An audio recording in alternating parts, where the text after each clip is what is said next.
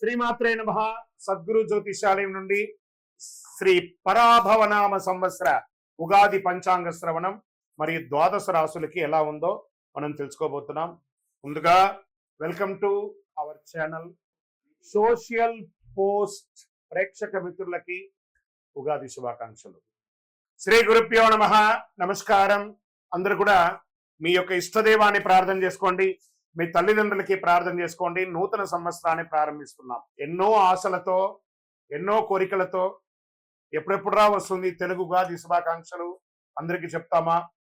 ఈ ఉగాది సంవత్సరం నాకు ఎలా ఉండబోతుంది, నా జీవితం ఎలా ఉండబోతుంది, ప్రపంచం ఎలా ఉండబోతుంది, ఆర్థికం ఎలా ఉండబోతుంది, వ్యవసాయం ఎలా ఉండబోతుంది, జీవితాలు ఎలా ఉండబోతున్నాయి, విద్యలు ఎలా ఉండబోతున్నాయి, వర్షాలు ఎలా ఉండబోతున్నాయి, రాజకీయం ఎలా ఉండబోతున్నాయి అని ప్రతి ఒక్కరికి ఒక క్వశ్చన్ మార్క్స్ ఎప్పుడు ఉగాది కోసం ఎదురు చూస్తున్నటువంటి మా ప్రేక్షక మిత్రులందరికీ కూడా పేరు పేరున శుభాకాంక్షలు. ఇప్పటి వరకు మా యొక్క ఛానల్ని ఆరాధిస్తూ, ప్రోత్సాహం చేస్తూ, సబ్స్క్రైబ్ చేస్తూ, ఈ ఛానల్లోని విశేషాలు అందరికీ మీ మిత్రులకి అందరికీ తెలుపుతూ ఉన్నటువంటి మీ యొక్క గొప్ప మనసుకి ధన్యవాదాలు.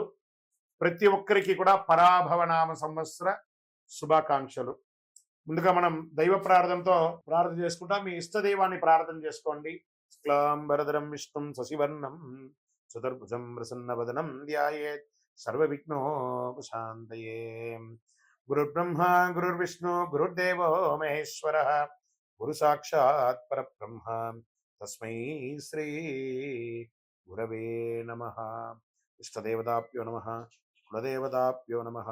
స్వామి శరణమయ్యప్ప. ఈ యొక్క పంచాంగ శ్రవణం చేయడం వల్ల ఏ విధమైనటువంటి పుణ్య ఫలితాన్ని వస్తుందో శ్లోక రూపంలో తెచ్చుకుంటాం. శ్రీ కళ్యాణ గుణవహం రిపుహరం దుస్వప్న దోషావహం గంగా స్నాన విశేష పుణ్యఫలదం గోదాన తుల్యం నృణాం ఆయుర్వృద్ధిముత్తమం రుచికరం సంతాన సంపత్ప్రదం నానా కర్మసు సాధనం సముచితం పంచాంగమాకర్ణ్యతాం. ఈ యొక్క పంచాంగ శ్రవణం చేయడం వల్ల జరిగే ఫలితాలన్నింటినీ కూడా మనం ఒక్కొక్కటిగా తెలుసుకుంటాం. ఉగాది అనగానే మన గుర్తుకు వచ్చేది పంచాంగ శ్రవణం. ఈ సంవత్సరంలో ఎవరు రాజాది నవనాయకులు ఉండబోతున్నారు, ఇవన్నీ తెలుసుకోవడానికి పంచాంగం యొక్క మహిమ తెలుసుకోవాలి. మన తిథిర్వారస్య నక్షత్ర యోగ కరణమేవచ పంచాంగం ఇది విఖ్యాతి లోక సిద్ధాంత కారణం అన్నారు. పంచాంగం 5 అంశాలు: తిథి, వార, నక్షత్ర, యోగ, కరణం. ఈ 5 కలిసిందే పంచాంగం అంటారు. ఉగాది అంటే ఏంటి? యుగానికి ఆది. యుగ ఆది అంటే యుగాది. ఇక్కడ యుగం అంటే ఆది అంటే ఆరంభం, ప్రారంభానికి చక్రం అనేది ఉగాది అంటారు. జ్యోతిష్ శాస్త్ర ప్రకారం కాలం 60 సంవత్సరాలు ఒక పెద్ద చక్రం లాగా తిరుగుతూ ఉంటుంది. ఈ చక్రానికి ప్రముఖ నామాలు ప్రభవనామ సంవత్సరం నుంచి మొదలు పెడితే ఇప్పుడు జరిగే సంవత్సరం పేరు పరాభవనామ సంవత్సరం. ఈ 60లో ఇది 40వ సంఖ్య అనమాట. పరాభవం అంటే పరాజయంలా అనిపిస్తుంది అందరికి. చాలా మందికి అయ్యో ఈ సంవత్సరం అంతా పరాభవం ఉంటుందేమో అని. కానీ ఇది ఒక గంభీర శక్తివంతమైనటువంటి జీవితాన్ని నేర్పించే, ఒక అద్భుతాన్ని పాఠాన్ని ఇచ్చే ఒక సంవత్సరం అని చెప్పచ్చు. ప్రతి సంవత్సరంకి ప్రత్యేక శక్తి ఇస్తుంది. ఈ సంవత్సరం పరాభవనామ సంవత్సరం 2026 మార్చి 19 నుంచి పరాభవనామ సంవత్సరంలోకి అడుగు పెడుతున్నాం. పరాభవనామ సంవత్సరం గతంలో 1966 మరియు 67 వచ్చింది. బాగా గుర్తుపెట్టుకోండి. చూడండి, అక్కడ కూడా 6. ఈసారి కూడా 2026 2027కు వచ్చింది. బ్రహ్మకల్పం ఆరంభమై రోజే ప్రభవ సంవత్సరం అంటారు. మొదటి ఋతువు వసంతం, మొదటి తిథి పాడ్యమి, మొదటి వారం ఆదివారం. ఆ రోజు సృష్టి ప్రారంభమైంది. అందుకే సూర్యోదయానికి తిథి ఉన్న రోజు ఉగాదిగా జరుపుకుంటాము. ఉగస్య ఆది ఉగాది అన్నారు. ఉగ అంటే నక్షత్ర గమనం. నక్షత్ర గమనానికి ఆరంభం ఉగాది అని అర్థం. దీన్ని బ్రహ్మదేవుడికి పగలు అంటే ఇది ఎన్ని చెప్పచ్చు? 4 3 2 1 2 3 4 5 6 7 సున్నాలు కలిపిన అంటే సుమారుగా ఎన్నో కోట్ల సంవత్సరాలుగా ఉండి రాత్రి కూడా అంతే. ఓవరాల్ గా సృష్టికి ఒక రోజు అంటే 8 6 4 0 0 0 0 0 0 సంవత్సరాలు. ఇలా 360 రోజులు పూర్తయితే బ్రహ్మకు ఏడాది గడిచినట్టు. ఇలా బ్రహ్మకు 100 ఏళ్ల ఆయుష్ అని చెప్పారంటే ఊహించుకోండి. ఇప్పటి వరకు 6 బ్రహ్మలు సృష్టికర్తను పూర్తి చేశారు. ప్రస్తుతం 7వ బ్రహ్మ ద్వితీయ పరార్థంలో ఉన్నాడు. అంటే ఆయన వయసు 51 సంవత్సరాలట. చూసుకోండి, ఈ యొక్క కలియుగం ఇంకెన్నేళ్ళు ఉండబోతుందో. ప్రస్తుతం మనం యొక్క వైవస్వత మన్వంతరం కలియుగంలో ఉన్నాం. శ్రీ మహావిష్ణువు మత్స్యావతారంలో కాలంలో సోమకాసురుడు అనేక రాక్షసుని సంహరించిన, వేదాలు రక్షించి బ్రహ్మకు అప్పగించిన రోజు ఉగాది అంటారు. శ్రీరామచంద్రుడు, విక్రమాదిత్యుడు, శాలివాహనుడు పట్టాభిషేకులయ్యారట ఈ ఉగాది రోజే. వరాహమిత్రుడు జాతికి పంచాంగాన్ని అంకితం ఇచ్చినటువంటి రోజు కూడా ఇదే రోజు అంటారు. తెలుగు సంవత్సరాలు 2026లో రాబోతున్న సంవత్సరం పేరు పరాభవనామ సంవత్సరం. మళ్ళీ ఈ పరాభవనామ సంవత్సరం గురించి చెప్తున్నాం. ఈ యొక్క 26-27 పరాభవ సంవత్సరంలో అర్థం యొక్క పర ప్లస్ భవ. పర అంటే వెలుతురు, బాహ్య శక్తులు. భవ అంటే వ్యవధి, ఉనికిని చూపేది. పరాభవ, పరబాహ్య ఆశ్రయానికి కేవలం అహంకారం కూలిపోవడం అర్థమే కానీ పరాభవం అంటే ఓటమి కాదు. బాగా గుర్తుపెట్టుకోండి. మనలో ఉన్న అహంకారం, కామక్రోధ లోభమోహమద ఈర్ష్యాడంబాల దుర్గుణాలన్నింటినీ దులిపేయడం అన్నమాట. అదే ఈ యొక్క పరాభవంలో.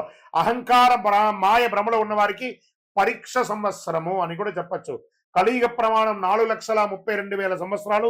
శ్వేత వరాహ కల్పమందులు 7 అయినటువంటి వైవస్వతంలో 28 మహామండలి కలియుగ ప్రథమ పాదంలో 5,127 అన్నమాట. ఇది ప్రభవాది సంవత్సరాల 45 సంవత్సరం చాంద్రమానం స్వస్తి ప్రాభవనామ సంవత్సరంగా చెప్పబడింది.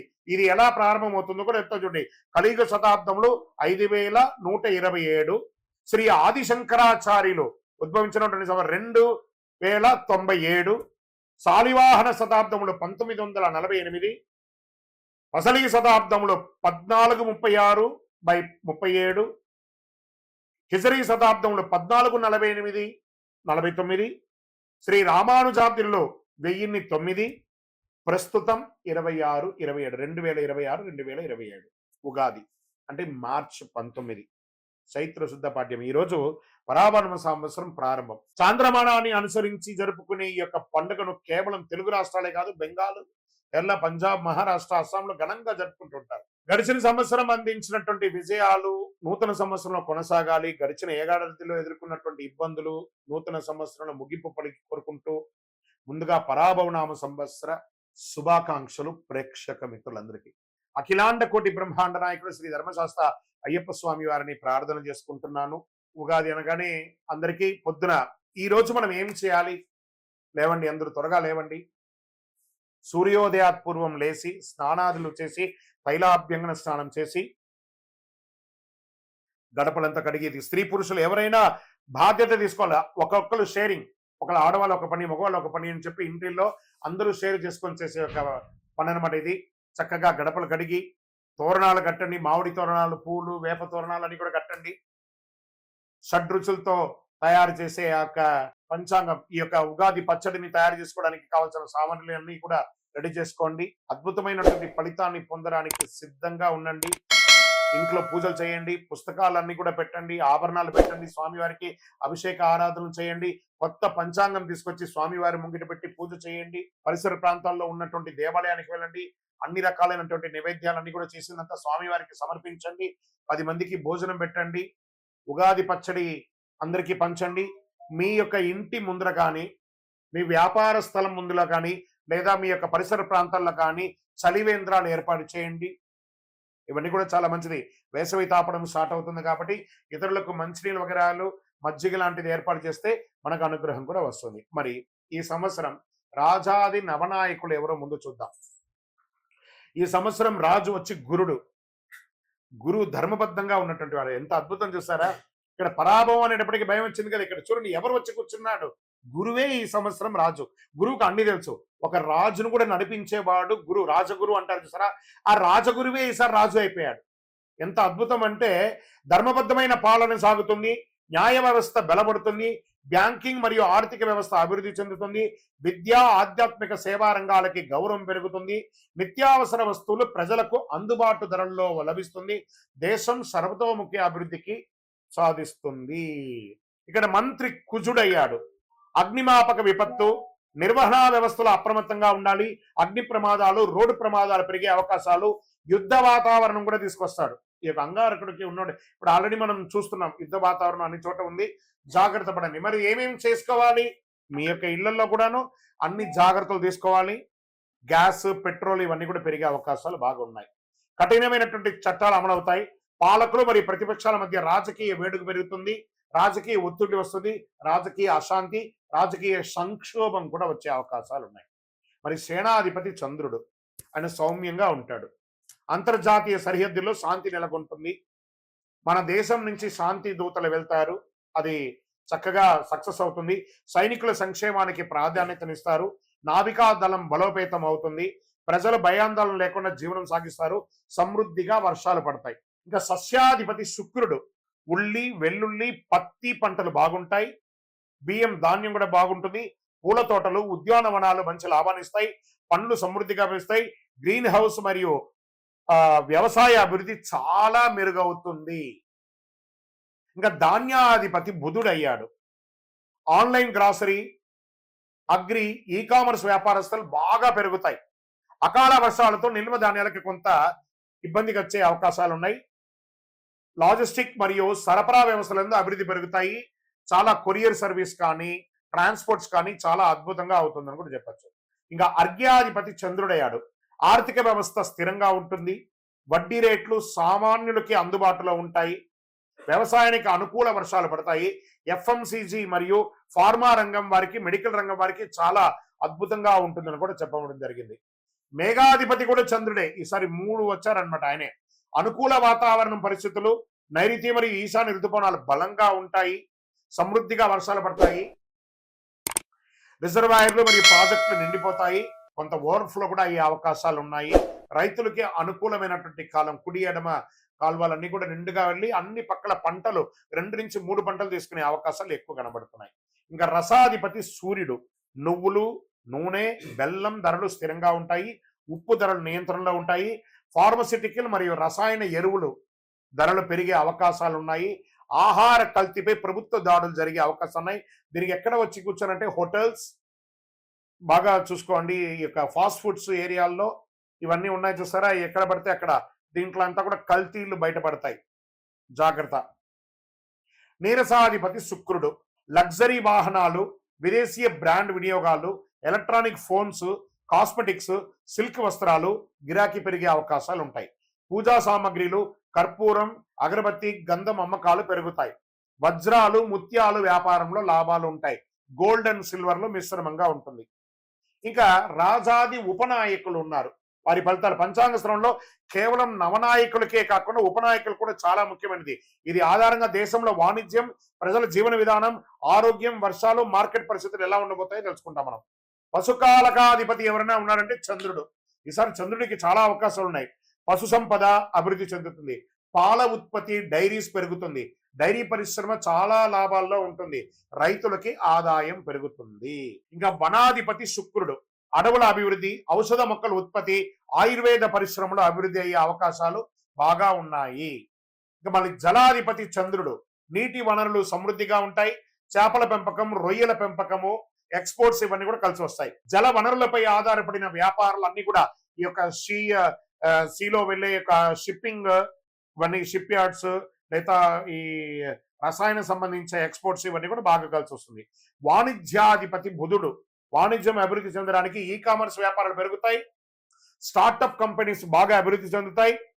మల్టిపుల్ ఫండర్స్ వచ్చి ఇన్వెస్ట్ చేసే అవకాశాలు ఎక్కువ ఉన్నాయి. మళ్ళీ కర్షకాధిపతి చంద్రుడు. రైతులకు అనుకూల వాతావరణం, పంటలు మంచి దిగుబడి వస్తాయి. వ్యవసాయ రంగంలో చాలా అభివృద్ధి ఉంటాయి. ఇంకా వర్షాధిపతి చంద్రుడు. చంద్రుడికే చాలా అవకాశాలు ఉన్నాయి. మళ్ళీ చెప్తున్నాను. సమృద్ధిగా వర్షాలు పడతాయి. నీటి నిల్వలు పెరుగుతాయి. ప్రాజెక్టులు నిండుతాయి. ప్రజల్లో ధర్మభావన. ప్రజాధిపతి గురుడు. చూడండి, మళ్ళీ గురుడు ప్రజాధిపతి అయిపోయాడు. ప్రజాధిపతి అవగానే ప్రజల్లో ధర్మభావన పెరుగుతుంది. సేవా కార్యక్రమాలు పెరుగుతాయి. సామాజిక శాంతి నెలకొంటుంది. ఇది రాజాది నవనాయకుల యొక్క ఉపనాయకుల యొక్క ఫలితాలు. ఈ సంవత్సరం ఎక్కడ కూడా చూస్తే నెగటివ్స్ తక్కువ కనబడుతున్నాయి, పాజిటివ్స్ ఎక్కువ కనబడుతున్నాయి. కొంత యుద్ధ వాతావరణం తప్ప అది కూడా కాంప్రమైజ్ అయిపోతుంది. టెన్షన్ పడాల్సిన అవసరం లేదు. కాస్త ఆర్థిక సంక్షోభం ఉంటుంది, ఇంటర్నేషనల్ లెవెల్లో ఉంది కాబట్టి అది చెప్పడానికి కొంచెం బాధగానే ఉంటుంది. కానీ ఇబ్బంది పడాల్సిన ఈ యొక్క దీంట్లో ఇప్పుడు మేషాది ద్వాదశ రాజులకి రాజపూజ్యం, అవమానం, ఆదాయం, వ్యయం. మరి మేషరాశి వారికి రాజపూజ్యం 2, అవమానం 4, ఆదాయం 11, వ్యయం 5 అన్నారు. మరి ఏం చేయొచ్చు? వీళ్ళకి తీపి ఒగరు మిశ్రమంగా ఉంది. ఇది వచ్చి సంఖ్య మాత్రమే, ఇది మీ జీవితం కాదు. బాగా గుర్తుపెట్టుకోండి. ఇది గోచార ప్రకారమే చెప్తున్నాను. మీ వ్యక్తిగత జాతకంలో చూస్తే సంపూర్ణంగా ఈ సంవత్సరం ఎలా ఉందో చూడొచ్చు. వృషభ రాశి వారికి రాజపూజ్యం 5, అవమానం 4, ఆదాయం 5, వ్యయం 4. చాలా బాగుంటారు.